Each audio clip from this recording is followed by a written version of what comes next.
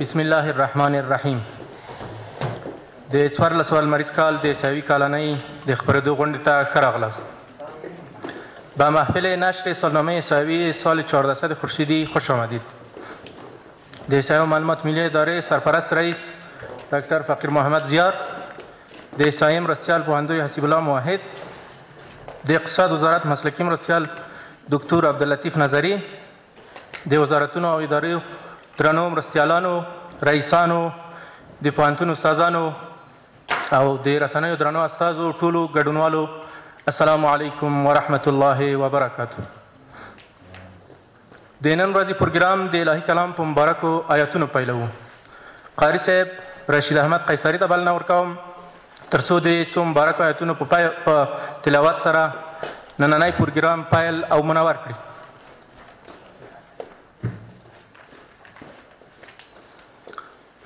أعوذ بالله من الشيطان الرجيم.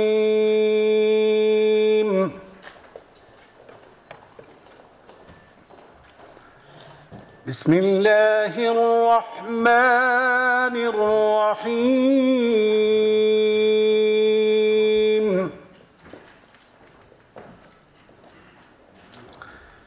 الله الذي خلق السماوات والأرض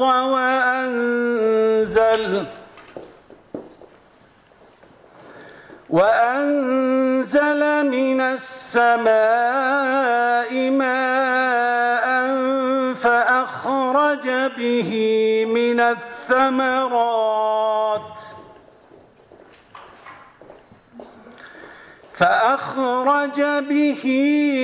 الثمرات رزقا لكم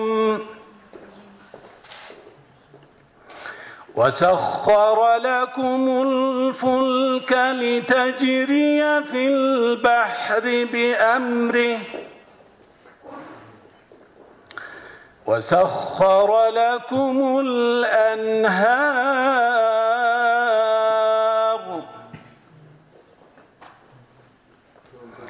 وسخر لكم الشمس والقمر دائبين وسخر لكم الليل والنهار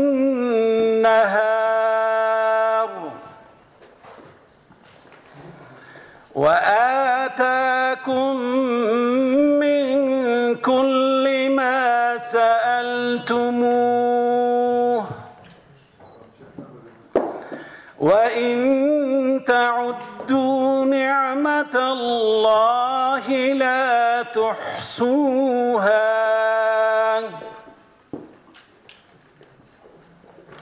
إن الإنسان لظلوم كفار. صدق الله العظيم. اللهم ربنا فاغفر لنا ذنوبنا واغفر عنا سيئاتنا وتوفنا مع الأبرار برحمتك. با تشکر فراوان از قیصری صاحب، ارقام و شاخص‌های احصایی افزون بر این که تصویر مکمل وضعیت اقتصادی و اجتماعی کشور را نشان می‌دهد.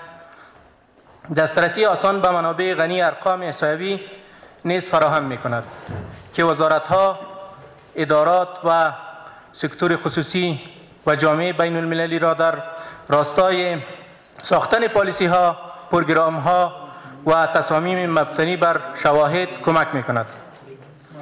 مطابق اجندا پروگرام امروزی ما شما شامل 4 بخش می باشد که در آغاز سخنرانی افتتاحیه، ارائه پریزنتیشن، سوال و جواب و جمع‌بندی می شود. اکنون از محترم دکتر فقیر محمد زیار سرپرست اداره ملی احصایه و معلومات خواهشمندم با تشریف آوری خویش اراده سخن نماید.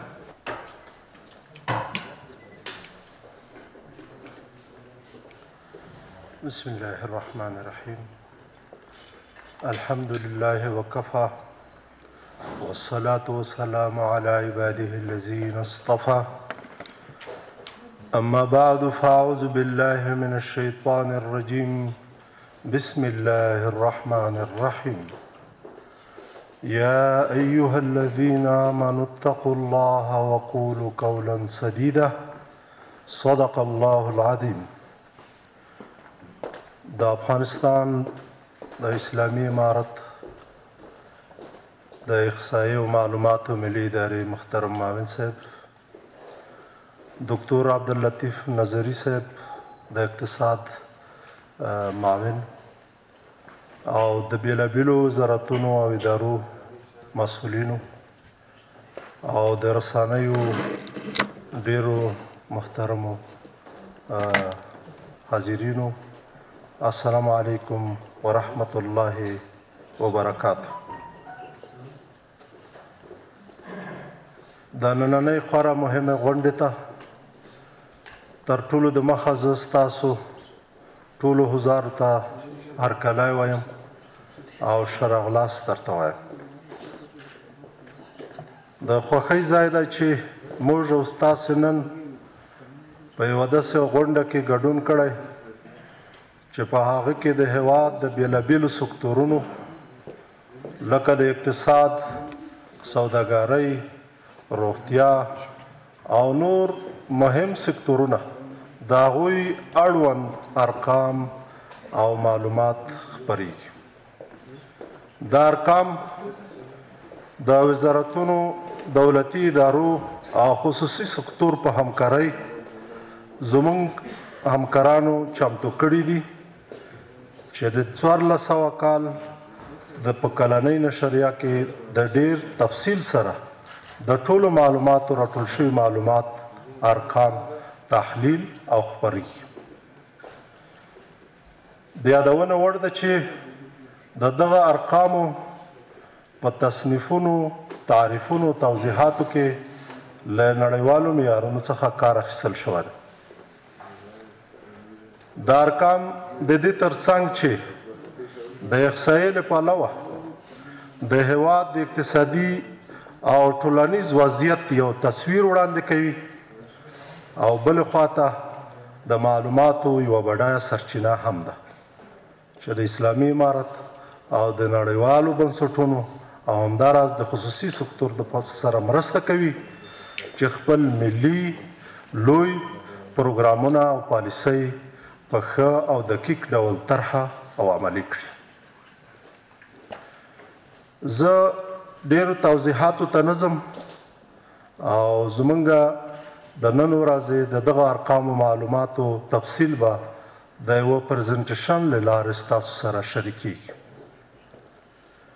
او په آخر کې زه د دغه نشریې د جوړېدو او خپرېدو له امله د احصایې او معلوماتو د ملي ادارې له ټولو کارکوونکو څخه مننه کوم، او همداراز له همکارو ادارو او وزارتونو څخه هم مننه کوم چې له خپلو برخو، د خپلو اړوندو برخو ارقام او احصایي معلومات یې د موږ سره شریک کړي دي. اقول قولي هذا استغفر الله لي ولكم ولسائر المسلمين والسلام عليكم ورحمة الله وبركاته.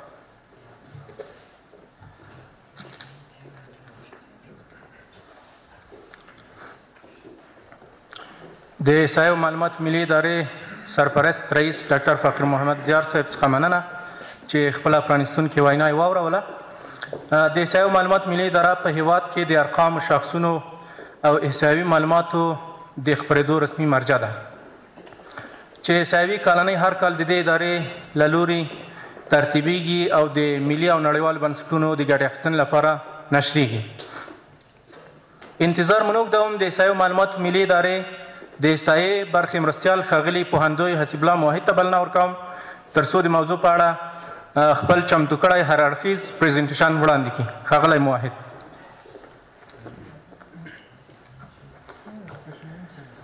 بسم الله الرحمن الرحيم. الحمد لله الذي هدانا لهذا وما كنا لنهتدي لولا أن هدانا الله. سبحانك لا علم لنا إلا ما علمتنا إنك أنت العليم الحكيم. جناب محترم دکتر فقیر محمد زیار رئیس عمومی اداره ملی احصایه و معلومات جناب محترم عبداللطیف نظری معین مسلکی وزارت محترم اقتصاد، جناب محترم سمنگانی صاحب، جناب محترم قاری صاحب احمدی، جناب رئیس صاحبای گرامی، همکارای عزیز، رسانه‌های محترم و تمام مهمانای حاضر در ایتالار، السلام علیکم و رحمت الله و برکاته. اداره ملی وسایل معلومات مسرت داره که امروز سالنامه احصایوی را که تمام شاخصهای اقتصادی، اجتماعی و دموگرافیکی سال قبل و یک تعداد از شاخصهای سال 1401 خدمت شما ارائه میکنیم. این پرزنتیشن در حقیقت یک تصویر کلی از وضعیت اقتصادی افغانستان، از وضعیت اجتماعی و مسائل تجارت و سایر بخش‌ها است. در این پرزنتیشن به صورت مختصر ممجز بعض ارقام ارائه شده و تفصیل از در سالنامه احصایوی ترتیب شده و خدمت استفاده کننده ارقام آماده است. اولین بخشی که در شاخص‌هایی که ما سرش بحث میکنیم نفوس است. نفوس افغانستان یک موضوع است که مؤسسات بین المللی و یک تعداد از مؤسسات ارقام مختلف ارائه میکنند. یک معلومات مختصر در این رابطه به عرض برسانم که اولین سرشماری نفوس و مسکن در افغانستان در سال 1358 صورت گرفت. بر اساس اون سرشماری حدود 13 میلیون نفر نفوس افغانستان تثبیت شد.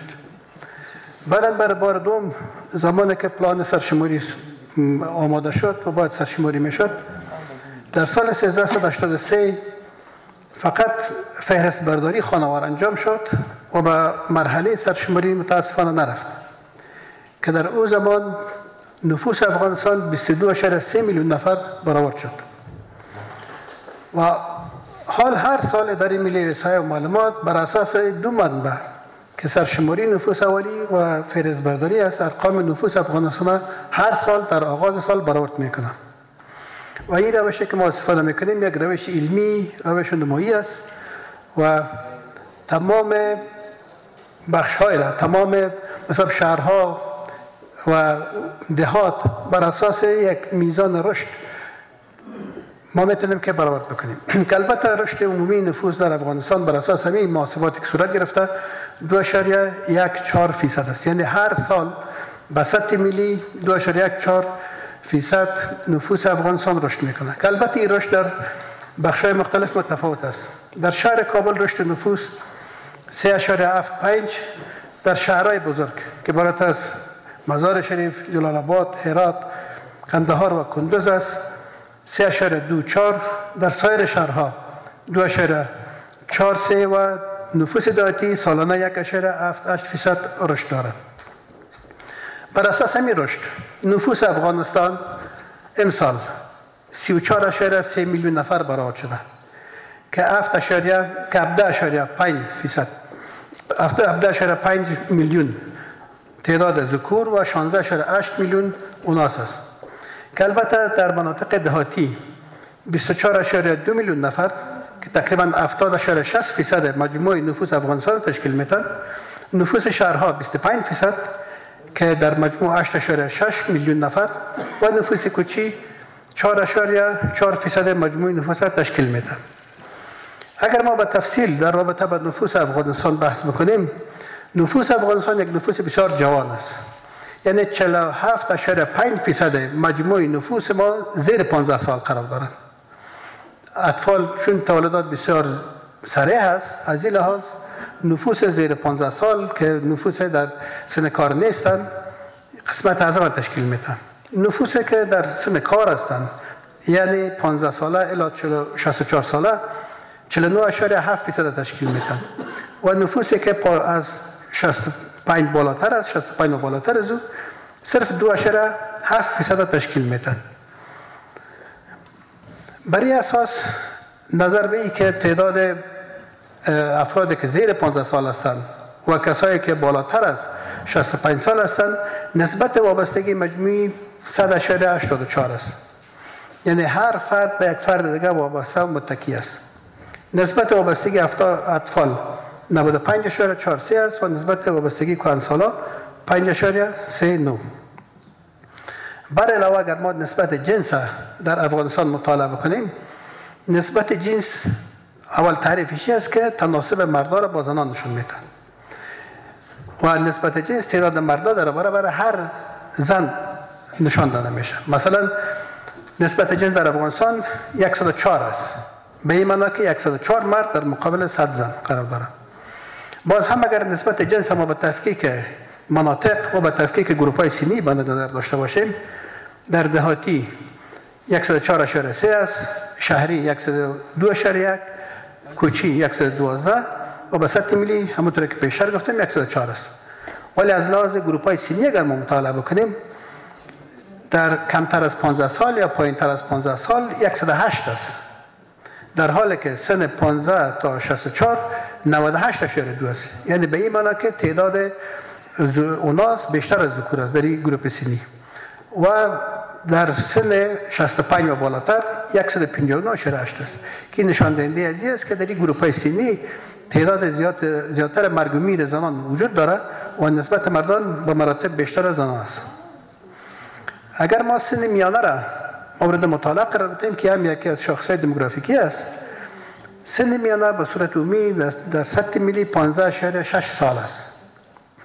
سن میانه به این معنی که اگر ما سن بینی را مد نظر داشته باشیم، یعنی یک سن بسیار جوان است. در دیگر کشورها حتی در حدود 30 و بالاتر از او وجود نداشت، ولی در افغانستان چون نفوذ بسیار جوان است، سن میانه 15.6 است که البته برای اوناس 16 و برای ذکور 15.2 است و این هم در هر بخش در دهاتی و در شهری و در کوچی متفاوت است. مسئله دیگه تراکم نفوس است در افغانستان که تراکم نفوس در سطح ملی 52.5 نفر در هر کیلومتر زندگی میکنند که البته در سال 1401 است، ولی تفاوت‌ها بسیار زیاد است. مثلا اگر شما ببینید در نیمروز در هر کیلومتر 4.5 نفر، در حالی که در ولایت کابل 1231.8 نفر در هر کیلومتر میرسه که نشان دهنده از این است که یک ولایت تا دیگر ولایت تفاوت‌های تراکم نفوس به مراتب بیشتر است و تفاوت بسیار زیاد دارد. از لحاظ صحی وقتی ما مراکز ببینیم، مراکز که شفاخانه ها است، مراکز صحی جامع است، مراکز صحی اساسی است و مراکز صحی فرعی است. در سال 1400 یا سال گذشته 701 شفاخانه ما داشتیم و در حدود 452 مرکز صحی جامع و 1026 مرکز صحی اساسی و 1178 مرکز صحی فرعی داشتیم که به تناسب سالهای قبل متفاوت است.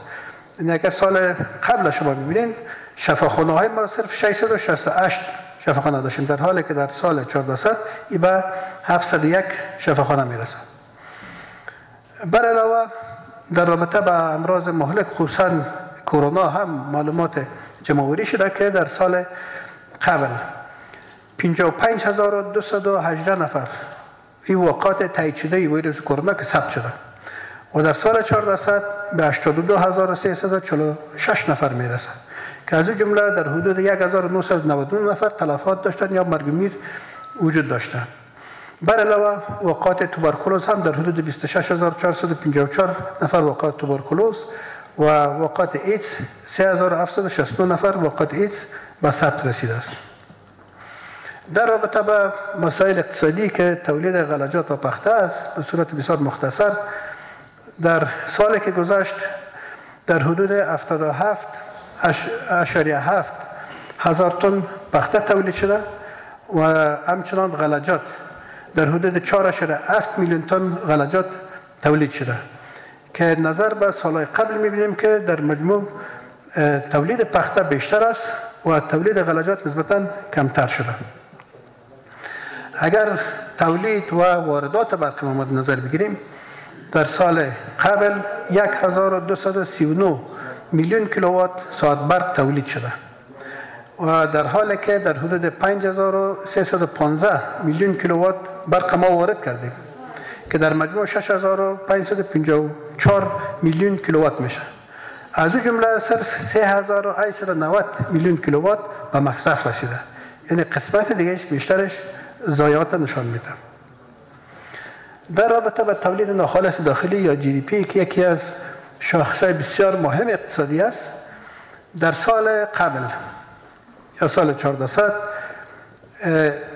1233 میلیارد افغانی تولید ناخالص داخلی افغانستان بوده، یا اگر به شکل بگوییم که 1 تریلیون و 233 بیلیون افغانی، که البته به اساس قیمت سال جاری است و بر اساس قیمت سال اساس که سال 95 من حیث سال اساس انتخاب شده، در حدود 1 تریلیون و 22 میلیارد افغانی تولید ناخالص داخلی افغانستان برآورد شده. اگر ما با دلار تولید ناخالص داخلی را سنجش بکنیم، با قیمت سال اساس در حدود 15.16 میلیارد دلار تولید ناخالص داخلی افغانستان برآورد شده، که البته با قیمت سال جاری این میشه به 14.88 میلیارد دلار یا 14 میلیارد و 880 میلیون دلار. اگر ما رشد اقتصادی را مد نظر داشته باشیم، میبینیم که نظر به سکتور زراعت در سال قبل در حدود -2.83% رشد داشت، یعنی یک رشد منفی را نشان میده. از اینکه سال قبل نسبتا خشکسالی بود، زراعت ما یک اندازه رشد کم شده یا رشد منفی را نشان میده. صنعت در حدود 14.19% رشد منفی داره و خدمات در حدود -32.74% رشد منفی داشته، که در مجموع رشد اقتصادی افغانستان در سال قبل -20.7% است. اگر ما سهم سکتورها را ببینیم در تولید ناخالص داخلی، سهم زراعت نظر به سال قبل بیشتر شده، این 33.48% سهم سکتور زراعت است و سهم سکتور خدمات صنعت 15.59 تقریبا 16% زراعت صنعت سهمش است و خدمات در حدود 46.51 که به تناسب سالهای قبل خدمات نسبتاً کاهش کرده و زراعت یک اندازه افزایش کرده و سهم مالیات بر واردات در حدود 4.4% مثل قبل به مشکل وجود داره. اگر ما تولید ناخالص داخلی سرانه را به افغانی و دلار ما ببینیم، در سالی که گذشت 36,725 افغانی تولید ناخالص داخلی سرانه یا به عباره دیگر با عباره ساده عاید سرانه افغانستان بوده. اگر با دلار ما بگوییم 443 دلار هر افغان در سال گذشته عاید سرانهشان بوده، که نظر به سال قبل یک اندازه کاهش نشان میده. بر علاوه تورم پولی یا افزایش قیمت ها را اگر ما مد نظر بگیریم، در سال 1400 5.1% تورم داشتیم ما، که یک تورم متعادل است و اگر ما با غذایی و غیر غذایی را تفکیک بکنیم، مواد غذایی ما تورم 5.5 بوده و تورم غیر غذایی 4.7، یعنی تورم غیر غذایی نسبتاً پایین‌تر از تورم غذایی است، که نظر به سال قبل اگر ما ببینیم 5.6 بوده و امسال نسبتاً 0.5% کاهش نشان میده. و اگر ما سایر ماهوار قیمت ها را ببینیم، بعد از ماه سنبله یک اندازه قیمت های ماهوار متفاوت است، ولی قیمت سالانه را من قبلا ارائه کردم که حدود 5% است.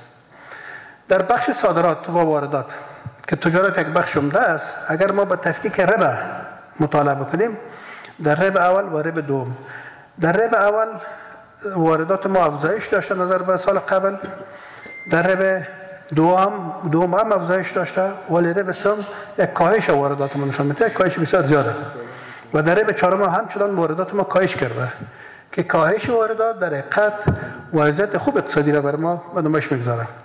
صادرات ما در سال که گذشت اگر ما مقایسه بکنیم، ربع اول تقریبا متناسب بوده با سال 99، در ربع دوم 1400 نظر به سال قبل افزایش داشت صادرات، در ربع سوم کمی کاهش داشته و در ربع چهارم دوباره پس افزایش خود نشان میده.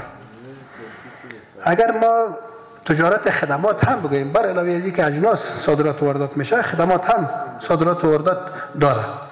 اگر ما خدمات ما ملاحظه بکنیم، واردات خدمات ما نسبتاً خصوصا در دو ربع بسیار کاهش جدی را نشان میده و صادرات همچنان در دو ربع اخیر کاهش نشان میده.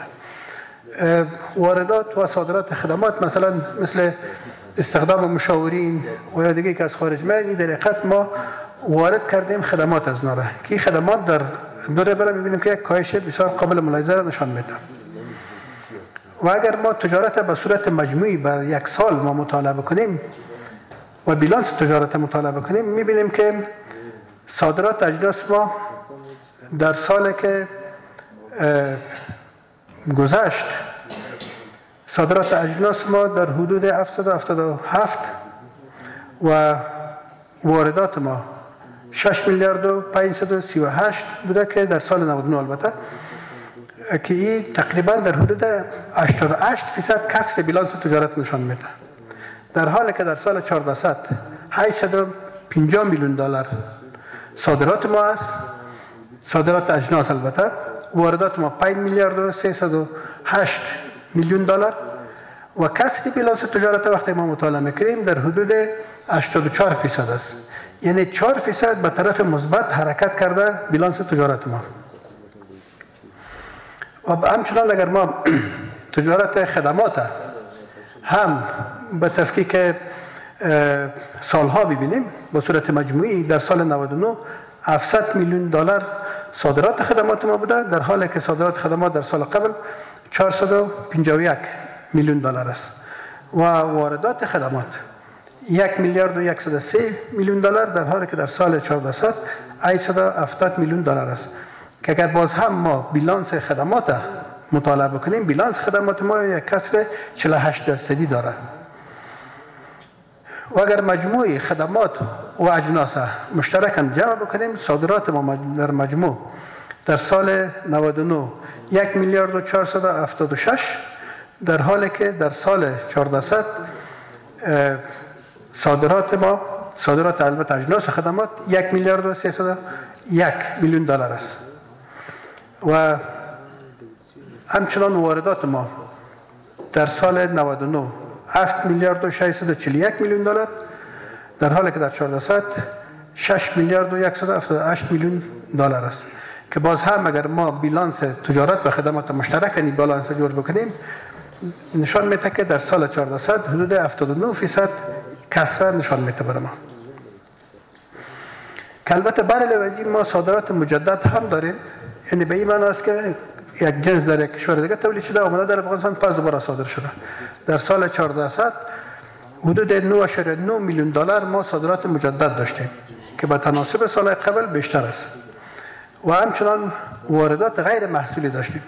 واردات غیر محصولی ما رو میبینیم که در 3 سال اگر ما مقایسه بکنیم از 1 میلیارد و 791 در سال 89 به صرف 780 میلیون دلار در سال 1400 کاهش کرده. یعنی سال قبل بعض اجناس که معمولا نظر به بعض کمپانی ها و بعض قراردادایی که بود و از مالیات معاف میشدن، در حالی که او شاید به حساب تجارت هم داخل افغانستان میشد، ولی این محصولات واردات غیر محصولی در سال 1400 کاهش پیدا کرده و امیدواریم که بیشتر کاهش پیدا بکنه.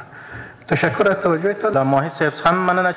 د پروګرام په دې برخه کې د اقتصاد وزارت مسلکی مرستیال ښاغلي ډاکټر عبداللطیف نظري ته بلنه ورکوم ترڅو زموږ نننی پروګرام جمعبندي کړي. ښاغلی نظري.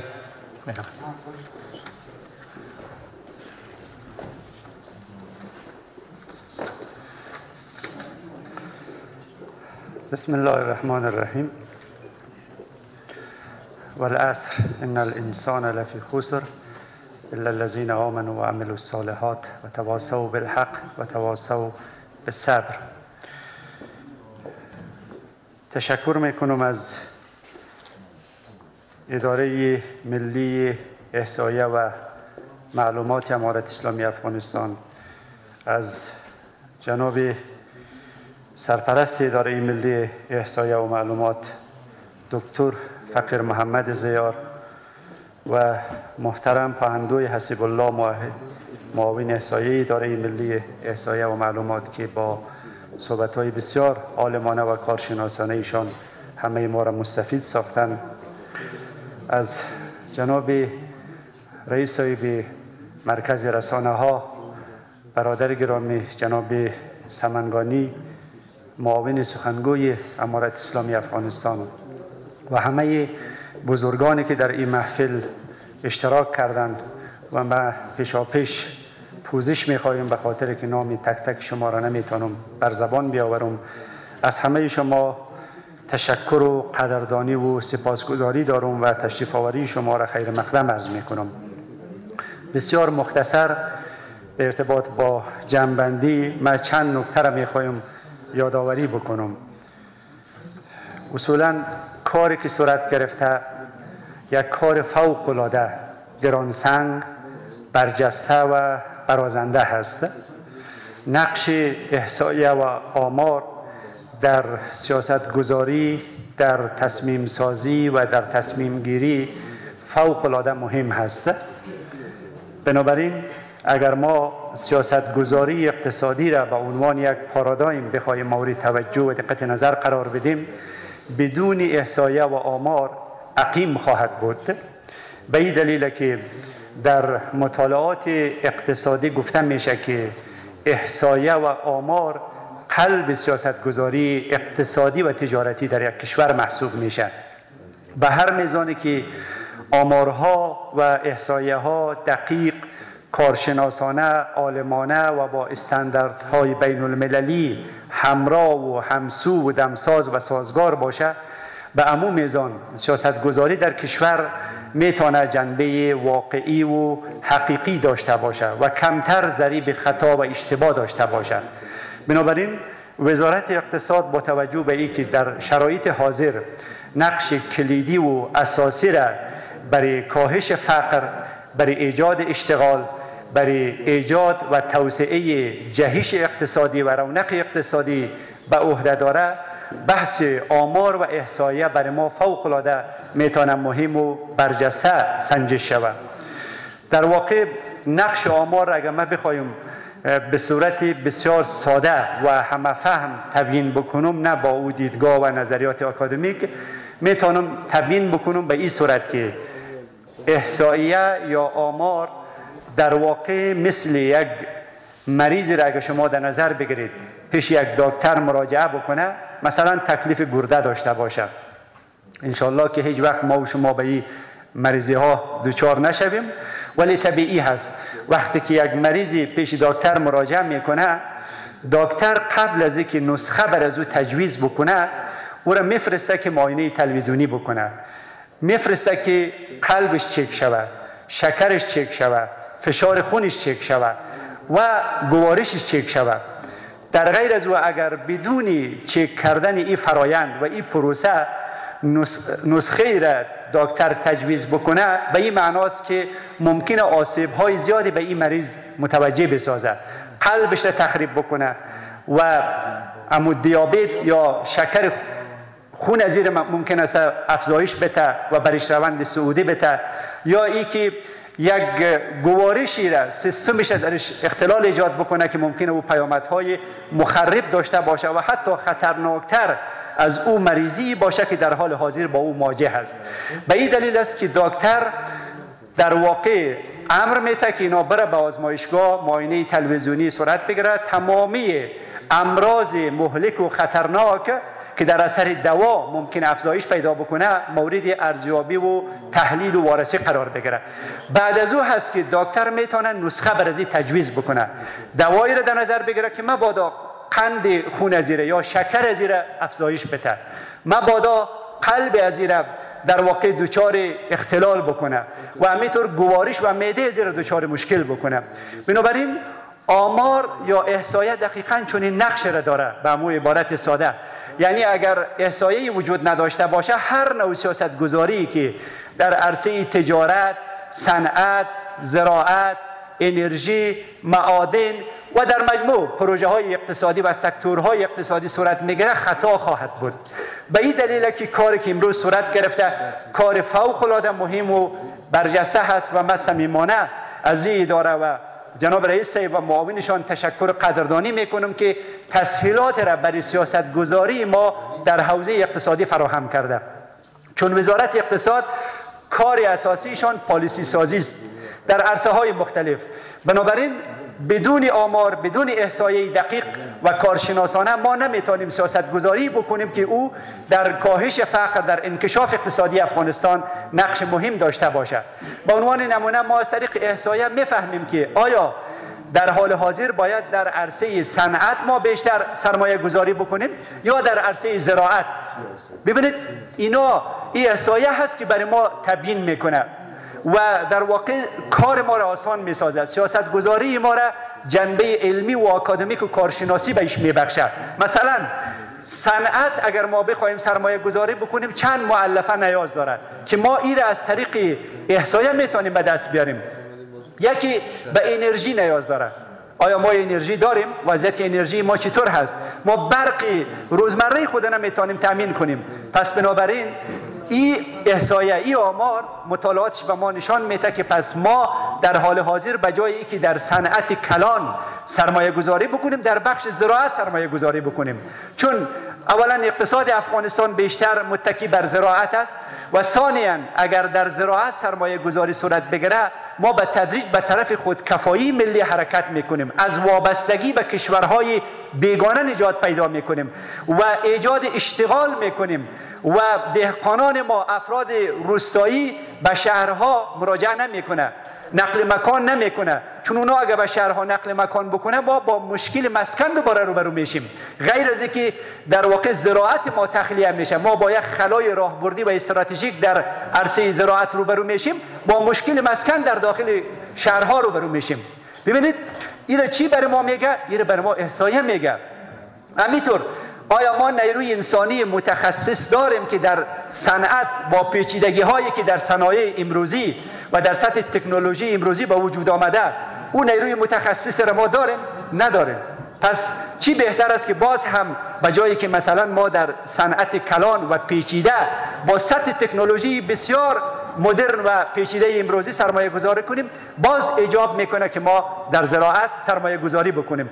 این من از دل صحبت های جناب معاون صاحب در اینجا ارزیابی کردم و استنتاج کردم و استنباط کردم که یادداشت کردم. مثلا صنعت به توسعه بازار نیاز داره. حداقل ما باید بتانیم 50 کشور بازاریابی بکنیم، مارکتینگ بکنیم و در واقع بر اساس این توسعه بازار صنایعی را که مثلا ما تولید میکنیم اگر توان رقابت با صنایع کشورهای دیگر داشته باشه باید به این بازارها منتقل بکنیم. در غیر از او روی دست ما میمانه و ما را در واقع با مشکل، یعنی سرمایه گذاران ما را، تاجران ما را با وضعیت شکننده اقتصادی روبرو میسازه، حتی بر شکست میسازه. چرا؟ چون اون چیزی که ما تولید میکنیم اگر او نتانیم به فروش برسانیم، بر از اون نتانیم بازاریابی درست بکنیم و توسعه بازار نداشته باشیم، او خود میمونه در داخل کشور ما و شما. او سرمایه در واقع متورم میشه، راکت میشه و در نهایت منجر به ورشکستگی سرمایه گذاران ما و بخش‌های اقتصادی و تجارتی ما میشه. این چی بر ما میگه؟ باز احصایه بر ما میگه. و همینطور مثلا صنعت به سرمایه زیاد نیاز داره. شما اگر بخواهید در صنایع کلان سرمایه گذاری بکنی باید پول زیاد داشته باشین. با توجه به شرایط ظالمانه‌ای که از سوی قدرت ها علیه مردم ما وضع شده و دارایی ما بلوکه شده و او حتی اختصاص داده شده به کسایی که به قربانیان 11 سپتامبر که هیچ ارتباطی به ما نداره و در مغایرت با اصول حقوق بین الملل قرار داره. ببینید وقتی که ما در حال حاضر انباشت سرمایه نداریم، پول کلان نداریم، صنعت سرمایه بر هست.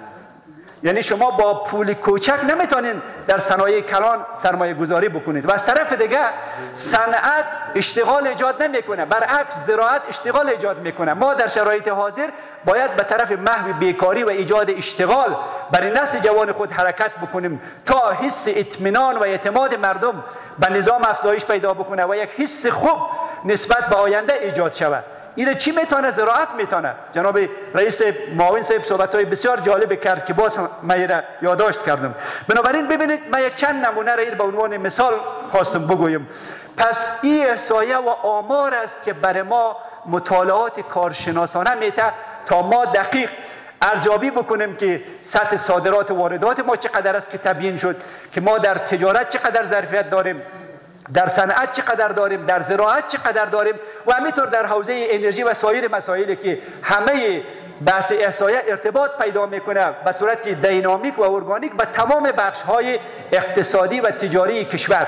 بنابراین کاری که امروز صورت گرفته کار فوق العاده مهم هست. من بار دیگه از اداره محترم احصایه و مسئولانشان، معاونان محترمشان تقدیر و تشکر میکنم. امیدوار هستم که ما با این احصایه خوب کارشناسانه بتانیم اقتصاد افغانستان را از حالت معیشتی به طرف در واقع اقتصاد ملی سوق بدیم، چون در حال حاضر زراعت ما زراعت بخور و نمیر است، با روندهای ابتدایی مدیریت میشه و ما از سطح تکنولوژی بالا برخوردار نیستیم، زراعت ما مکانیزه نشده. بنابراین با احصایه دقیق ما میتونیم برنامه ریزی بکنیم که هم زراعت خود تقویت کنیم، هم مکانیزه بسازیم و هم تکنولوژی بالا را از کشورهایی که سطح تکنولوژی بالا داره وارد بکنیم و در این عرصه انشالله به تدریج به طرف خود کفایی ملی حرکت بکنیم، اقتصاد خود تولیدی بسازیم. اقتصاد وارداتی که طی 20 سال گذشته رایج بوده هیچ گره از مشکلات ما نمیتونه باز بکنه. ما باید روند اقتصادی خود را، چرخش اقتصادی خود تولیدی بسازیم و قطعا با همکاری تمامی ارگانها، نهادها از جمله اداره محترم احصایه این ظرفیت در کشور ما وجود داره. ما آبهایی داریم که اگر او مهار شود بهترین ظرفیت داریم. ما معادن داریم که اگر به صورت دقیق و کارشناسانه استنباط شود با روی کرد منافع ملی ما مورد توجه قرار بگیره، ما بزرگترین ذخیره خدادادی را داریم. ما در بخش زعفران حتی در سطح جهان میتونیم نقش کلیدی داشته باشیم در جلغوزه و مسائل مختلف که اینا همه از طریق احصایه و آمار و با همکاری اداره محترم احصایه میتونه قابل تحقق باشه. به امید افغانستان آزاد، آباد، مستقل، یک پارچه و به امید جهش و رونق اقتصادی و کاهش فقر در ارتباط با مسائل ملی و آرزو دارم که روزگار خوب و خوش را مردم افغانستان به زودی داشته باشه و این فرصت تاریخی که برای ما به وجود آمده که برای اولین بار جنگ در افغانستان خاتمه پیدا کرده و نیروی خارجی در افغانستان وجود نداره، خود ما سرنوشت کشور خود در اختیار خود داریم. این را یک فرصت تاریخی بدانیم برای شکوفایی اقتصادی خود، برای تقویت وحدت ملی خود، برای رونق تجاری خود قدم های جدی را برداریم. و السلام علیکم و رحمت الله و برکاته.